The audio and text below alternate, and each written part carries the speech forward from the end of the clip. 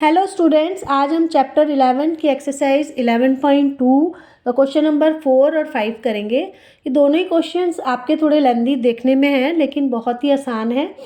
देखिए, fourth question है the diameter of a circle is a line which join 2 points on the circle and also passes through the centre of the circle. इस question में कहा है कि diameter एक circle में ऐसी लाइन होती है जो 2 पॉइंट्स को जोड़ती है, लाइन उसके ऊपर सर्कल के ऊपर जो होते हैं, और वो सेंटर से भी पास होती है। तो ये तो आपको इन्होंने बताया कि डायमीटर क्या होता है। फिर है इन एडजॉइनिंग फिगर 11.12, मतलब ये वाली फिगर आपको एनसीईआरटी की बुक में दी हुई है, ये मैंने बना दी है यहाँ पे। इसमें ए बी जो है, ये जो लाइन है ये डायमीटर है सर्कल का, सी जो है वो सेंटर है। Express the diameter of the circle d in terms of its radius r. और इन्होंने कहा है कि आपको डायमीटर को in terms of radius r आपको एक्सप्रेस करना है। तो पहले तो हम जो इन्होंने कहा है उसको थोड़ा सा और इलाबोरेट करके समझ लेते हैं कि देखो, यहाँ से यहाँ तक ये डिस्टेंस आर लिखा है, दिस इज़ कॉल्ड रेडियस। और ये जो बाउंड्री होती है सर्किल की, इसको बोलते हैं सरकमफ्रेंस।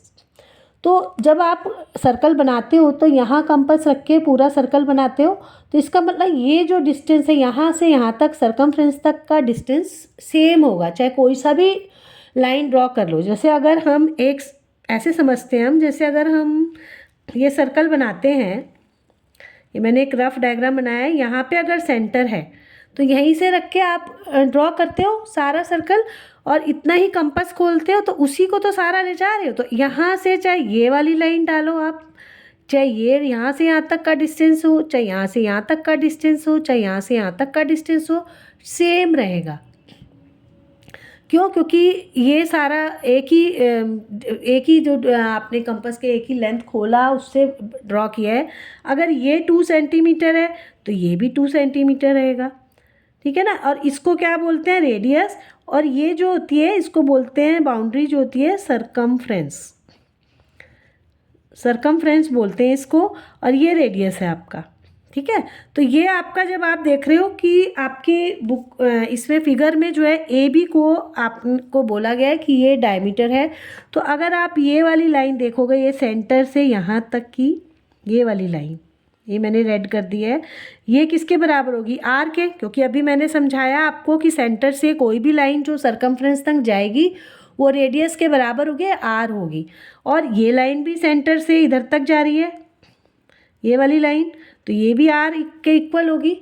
तो इसका मतलब डायमीटर आर के ट्वाइस हो गया, डबल हो गया उससे।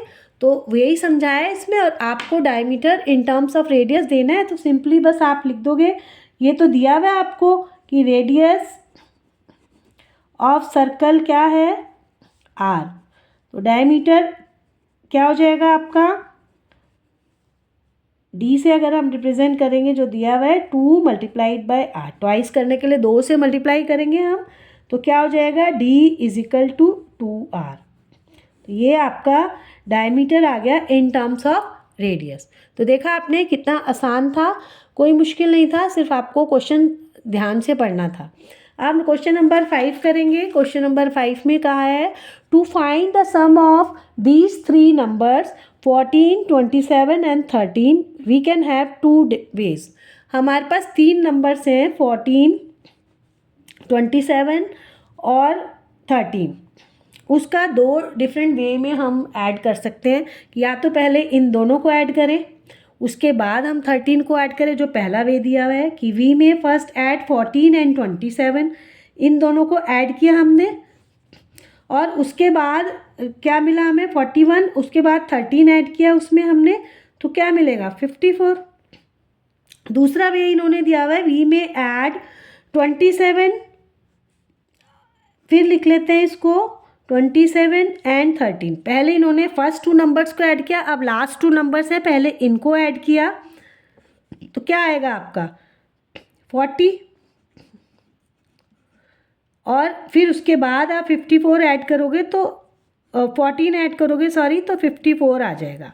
तो आप देख रहे हो कि आपने चेंज कर दिया, इसका आगे पीछे करा, पहले इन दोनों को करा, फिर 13 को ऐड करो, चाहे लास्ट के 2 नंबर्स को ऐड करके फिर 14 ऐड करो, आंसर इज ऑलवेज सेम। तो this can be done for any 3 numbers this property is known as associativity of numbers. ये हम किसी भी 3 नंबर्स के लिए कर सकते हैं, इसको बोलते हैं एसोसिएटिविटी ऑफ नंबर्स। तो अब उसको कह रहे हैं express the property in general way by using the variables a b c. उन्होंने कहा है इसी प्रॉपर्टी को आप एक जनरल वे में एक्सप्रेस करो और उसमें वेरिएबल लो ए बी सी। तो चलिए हम इसी को ले लेते हैं। अगर हम ये ए लेते हैं, इसको बी लेते हैं, इसको सी लेते हैं, तो हम कैसे लिखेंगे? पहले इन्होंने फर्स्ट 2 को ऐड करना है हमने, तो first we will add a plus b plus c. पहला ये हो जाएगा और ये किसके इक्वल हो जाएगा? अगर हम ए को बाद में ऐड करें, बी और सी को पहले ऐड कर लें, तब भी सेम रहेगा। तो ये आपका एक जनरल रूल आ गया इन टर्म्स ऑफ वेरिएबल्स, जो सब नंबर्स के लिए आपको सेम रहेगा सब नंबर के लिए। तो ये आपने एक जनरल फॉर्मूला 3 नंबर्स वेरिएबल से बनाया। इस तरह आपने देखा कि क्वेश्चन कितना बड़ा था, लेकिन आंसर बहुत ही इजी था।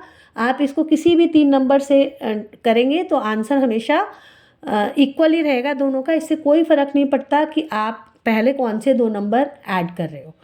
तो आज ये एक्सरसाइज यही ख़त्म होती है आपकी 11.2। नेक्स्ट क्लास में हम नेक्स्ट एक्सरसाइज 11.3 स्टार्ट करेंगे। तब तक के लिए गुड बाय।